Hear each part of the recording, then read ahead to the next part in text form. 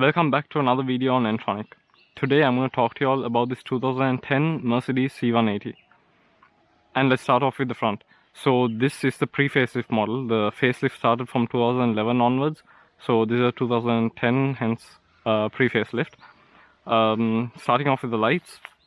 From the factory, this comes fitted with halogen headlights and halogen low beams. However, this particular car has been fitted with LED low beams and LED fog lights. Working our way along the side, let's talk about the wheels. Originally from the factory, this car comes with 16-inch 7-spoke wheels. However, this particular car has been fitted with 18-inch wheels with a staggered setup. So the wheels on the front are 225 wide, whereas the wheels on the rear are 245 wide. Next, talking about the blue efficiency badge that's on the side of the car. Usually this badge, Mercedes uses this badge to state that there is something economical about the car. It can be whether it's a hybrid system or even something as simple as stop start. The specialty about this car is that it has certain parts that are more aerodynamic, which helps with fuel economy. Hence why Mercedes has put this badge on the car. One of the things that are part of this blue efficiency package are the mirrors. So these mirrors are supposed to be more aerodynamic, which will lead to better fuel economy, basically. And now working our way towards the rear of the vehicle.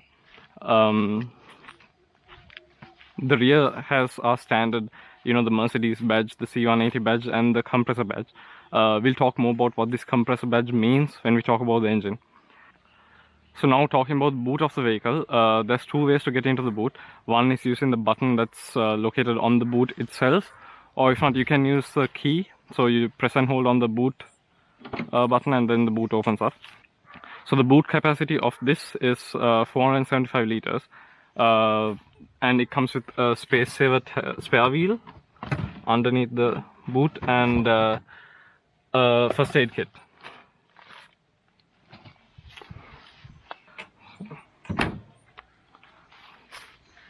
And now let's talk about the rear seats.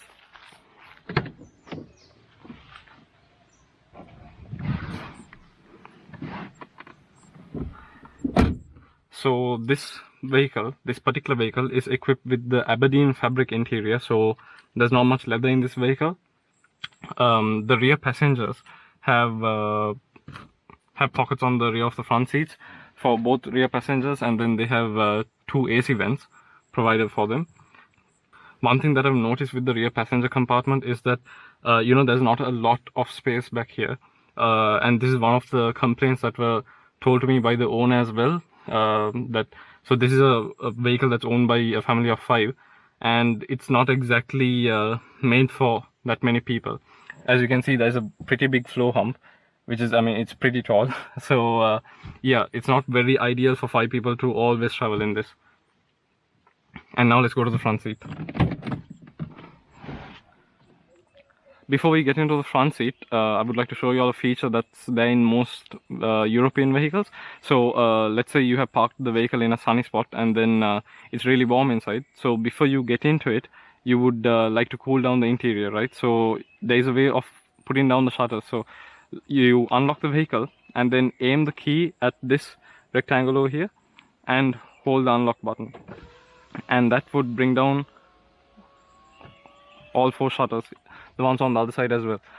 In some of the vehicles equipped with the sunroof would open as well when you do this. And then let's say you want to close the shutters again, so you press the lock button and then press and hold the lock button again, which will close all the shutters.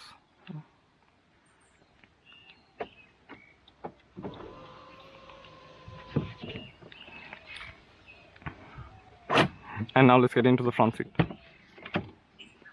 So as I mentioned earlier, this vehicle is equipped with the Aberdeen fabric interior. And talking about the front seats are electrically adjustable.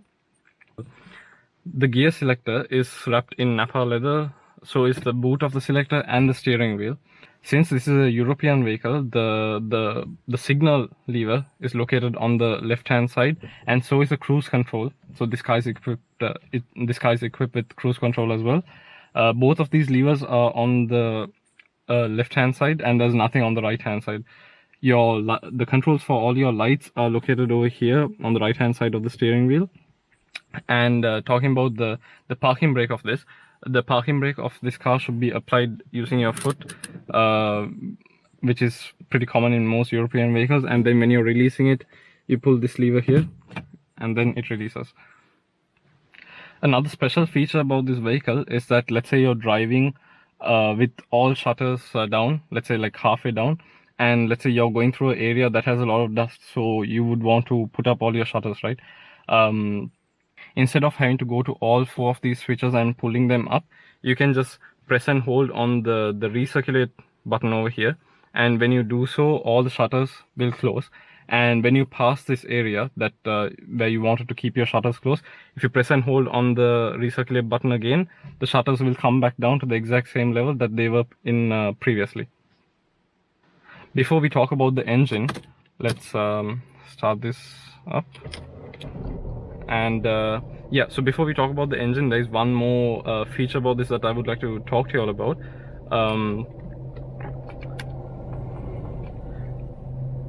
The gear selector, so you can shift into drive, and then you can select, most people think that you can select your own gears by shifting up by pushing the lever towards your side, and then shifting down by pushing it towards the passenger side. However, this is not the usual kind of Tiptronic system that we are used to.